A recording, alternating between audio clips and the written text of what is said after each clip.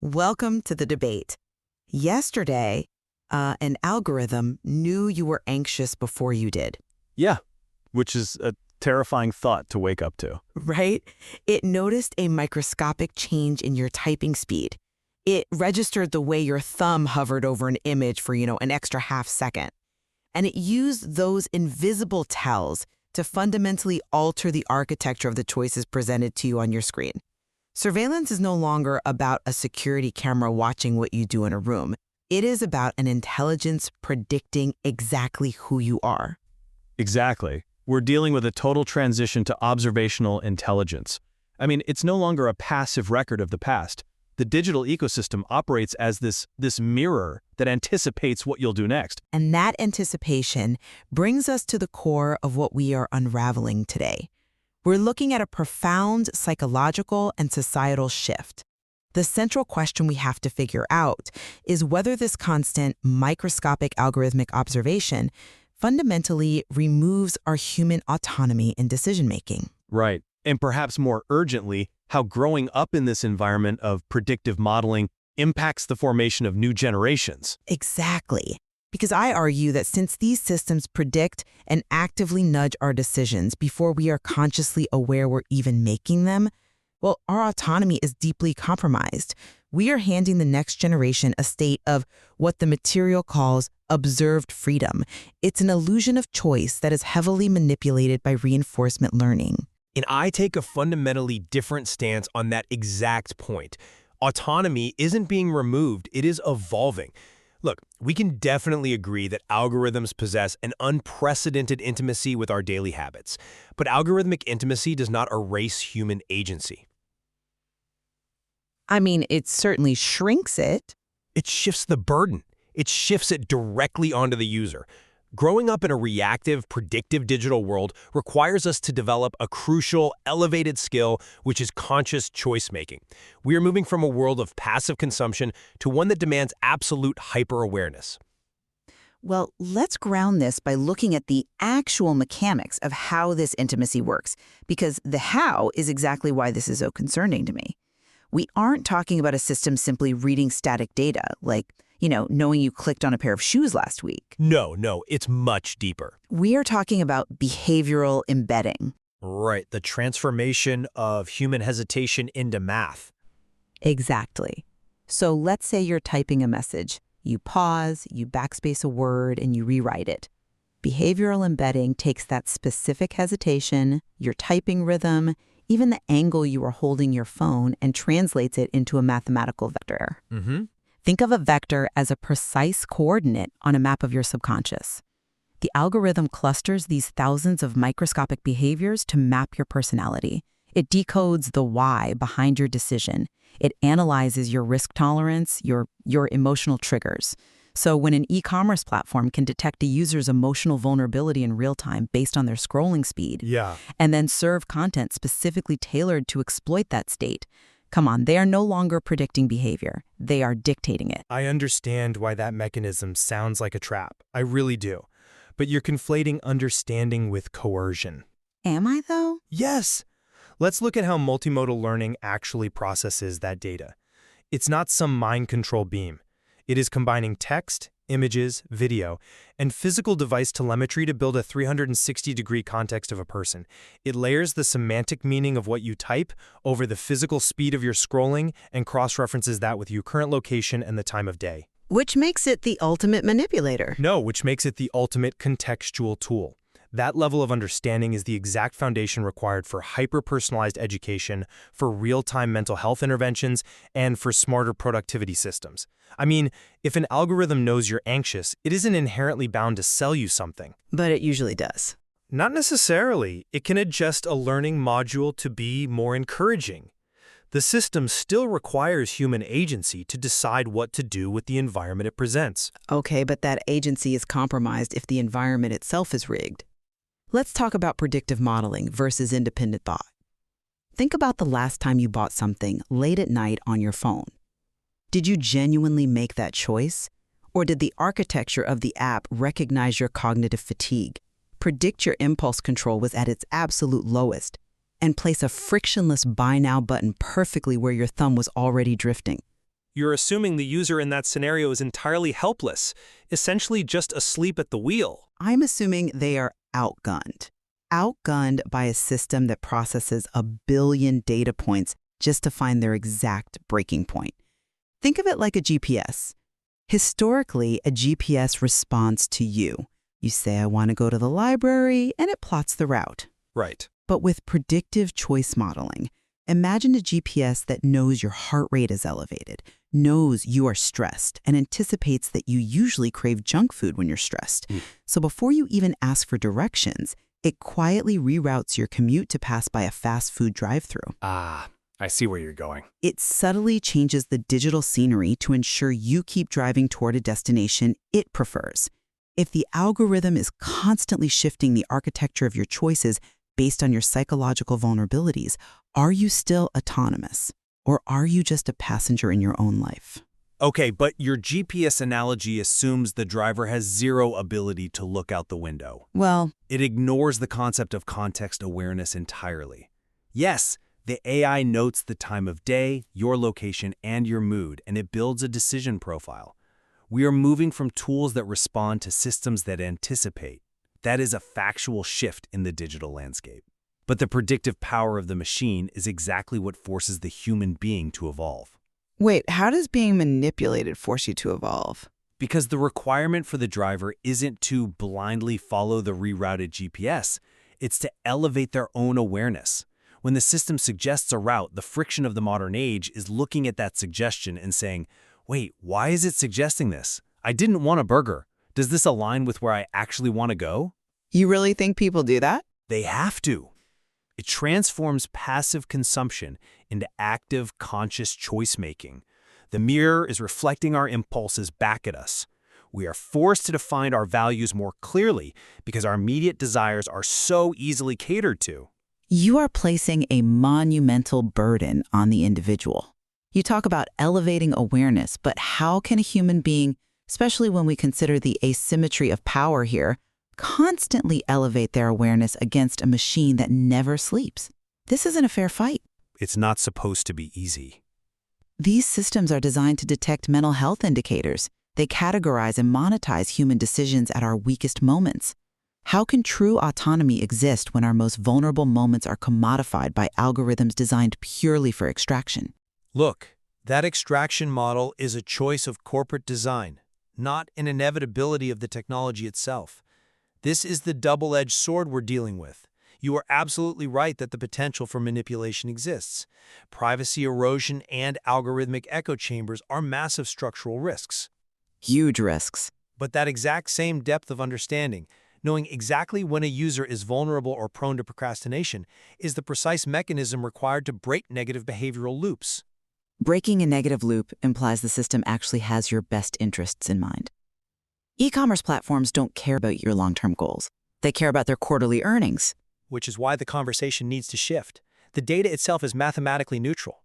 The behavioral vector exists whether we like it or not. The focus has to move to data ownership and system design. Okay, sure. Who owns your choice architecture? If a productivity tool learns the specific keystroke rhythm that indicates you're losing focus, it can anticipate that drop and intervene positively.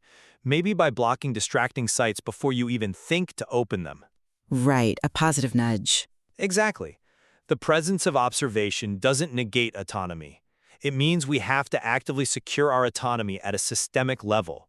We have to demand systems that use behavioral embedding to support our long-term goals instead of just extracting short-term value. Well, that brings us directly to the impact on the next generation because they are the ones who will inherit whatever system we design, and I find this deeply, deeply alarming. Consider the allegory of Leo from The Material, which I think illustrates this perfectly. Oh, I love the Leo allegory. Let's recap it for a second. Leo wakes up in a world where the floor cracks open and he finds a glowing cube that changes colors. A voice tells him, this world is waking up. Suddenly, physical structures and glowing forests appear that did not exist yesterday. The shadows move, reacting to him. The cube actively observes him. It's a beautiful representation of a reactive environment. It is a representation of a personalized cage. Think about what this means for a developing child. This represents a generation whose entire reality their social interactions, their information diets, their entertainment, is procedurally generated by algorithms designed to keep them exploring an endless curated loop. But if your entire world morphs and changes just to keep your attention, natural exploration is destroyed. Destroyed? Or fundamentally redefined? Destroyed. Because you aren't exploring reality. You are exploring what a machine calculates will maximize your engagement. How does a teenager develop genuine independence when every digital obstacle and reward they encounter is synthetically placed there by an intelligence tracking their every move? They are living in an environment of observed freedom, where the boundaries of their world are constantly shifting just to keep them inside the maze. You're reading Leo as a victim of his environment. But look at how Leo actually behaves in that scenario. When the cube appears and the voice says, "Explore," Leo doesn't just blindly follow the breadcrumbs. He doesn't trot along into the glowing forest like a rat in a maze. What does he do? He interacts with the world that was generated for him. No, first, he crosses his arms. He demands an explanation. Well, sure. He looks at this omniscient system and basically asks, "You're not going to explain anything, are you?" He questions the architecture. And when he gets no answer, he doesn't become a mindless drone. He takes a deep breath, looks at the unknown, and makes a conscious decision about his own path. He literally says, "If this world changed, then I'm going to change too." That is the absolute embodiment of conscious choice-making. But making a choice within a rigged game doesn't mean you aren't playing a rigged game. But the generation growing up natively in this environment won't view it as a rigged game. They will view it as a collaborative landscape. They are not going to be helpless. Because they are born into this observational intelligence, they will learn to question the algorithm exactly as Leo does. You think so? Absolutely. They will demand the transparency. They will recognize when a system is nudging them, and they will treat the AI not as a cage, but as a dynamic tool in a living story that they ultimately have the power to shape. I have to challenge that optimism. Shaping a story within boundaries set by a machine is still confined autonomy. Even if Leo decides how he explores, the AI dictated what he explores by generating the forest and the mountains in the first place. You mentioned earlier that algorithms understand our current mood better than our closest friends. They do. They map the subconscious. Right, so if the architecture of our choices is continually customized to fit our exact psychological mold, we never experience the friction of the truly unknown. We only experience what the algorithm predicts we can handle or what will keep us engaged. Natural friction, encountering ideas that deeply upset us, navigating boredom, dealing with uncurated reality, that friction is where human character is formed. Uh-huh. By removing it and replacing it with predictive modeling that smooths everything out, we are flattening the human experience into something entirely predictable. I would argue the friction hasn't been removed at all. It is simply relocated. Relocated where? The friction for previous generations was about finding information or navigating a static, physical world. The friction for this new generation is internal. Internal friction? Yes. The daily, hourly battle to recognize the nudge and choose differently. We make thousands of micro-decisions a day. What to click, what to buy, what to ignore. The AI is tracking the choice architecture. It turns that hesitation into the mathematical vector we talked about. It sees you hovering over the screen. But that exact moment of hesitation is where human freedom lives. Okay, but The algorithm can predict that I am 90% likely to click a controversial video because I'm tired and it's late at night. But in that 10% margin of error lies my conscious choice making. A 10% margin of error isn't exactly a resounding victory for free will. It is the defining battleground of the future. The next generation's friction will be the rigorous, daily practice of asking themselves, am I doing this because I genuinely want to, or because the system anticipated my fatigue and served this up? Wow. That level of constant introspection is a higher order of cognitive autonomy than previous generations ever had to exercise. They didn't have to defend their minds against supercomputers, they just had to navigate a library. This generation has to master their own psychology just to navigate their phone. But look at the toll that takes. Expecting a 14-year-old to exercise a higher order of cognitive autonomy against a supercomputer trained on the behavioral data of 3 billion people is frankly unrealistic.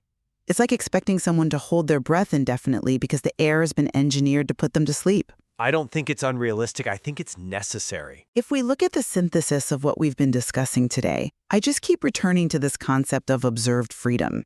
The sheer depth of tracking, from natural language processing analyzing the sentiment of our deleted texts to systems mapping our impulses into predictive vectors, it creates an environment where invisible forces are constantly shaping the terrain ahead of us. The terrain is shaped, yes, but the steps we take are still our own. But if the terrain slopes downward, gravity does the work. The algorithms know the why behind our actions, and they use that to predict and shape future behavior. For the generations growing up entirely within this architecture, genuine autonomy is severely threatened. When your digital environment perfectly mirrors your subconscious vulnerabilities just to maximize engagement, your independent thought is fundamentally compromised. You are free to choose, but the menu of choices has been curated to ensure the house always wins. And I maintain that while this algorithmic intimacy is incredibly powerful, it is ultimately a catalyst for human evolution. We agree on the factual reality here. AI already understands our patterns, our moods, and our subconscious motivations better than the people closest to us. Yeah, we definitely agree on that. The era of the unobserved digital life is permanently over. We are living in Leo's world. The floor has cracked, and the world has woken up. And it is watching our every move. It is. But rather than signaling the end of autonomy, this constant observation demands a profound evolution. It forces humanity to transition from making reflexive, thoughtless choices to deliberate, conscious choice-making. Because the machine anticipates our weaknesses, we are forced to build our strengths. It demands that we align our actions with our long-term values, precisely because our short-term impulses are so flawlessly catered to. Well, we certainly converge on that inescapable reality. The data points are being collected, the mathematical vectors are being drawn, and the behavioral models are only getting more accurate. The system is anticipating. Which brings us back to where we started today. This shift from the traditional security camera that simply records the past to the digital mirror that anticipates your future. Right. A mirror that looks at your hesitations, your deleted words, the time you spend hovering over an image, and shows you exactly what it thinks you'll do next. Exactly. The profound thought we are left with is this. The question is no longer whether algorithms are watching and understanding their choices. They already do. The real question is whether you are paying attention to what the AI is learning about you and how you will use that knowledge to navigate the future.